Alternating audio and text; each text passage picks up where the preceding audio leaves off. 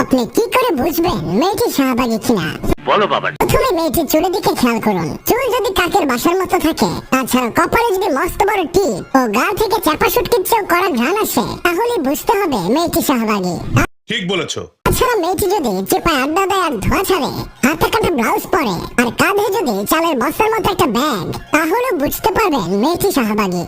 তাই মেয়েটি যদি সুরসুরিমূলক কথা খুব সহজেই বলে ফেলে, উড়ন্ত গাছের পাতা সুন্দর করে কেটে জাস্ট ফ্রেন্ডের সাথে সেবন করে, তাহলে ধরে নেবেন মেয়েটি শাহবাগী। তারপর মেয়েটি শাহবাগী কিনা সেটা চেনা সবচেয়ে সহজ একটা জিনিস হলো ওদের ঠোঁট কালো থাকে। দেখে মনে হবে মাগ না দিলেও এই ঠোঁটে চুম্মা দিতে পারবো না। আর তারা প্রতিদিন গোসল করে না, যার জন্য শরীর থেকে কুত্তা মারা গন্ধ আসে। বলেন কি?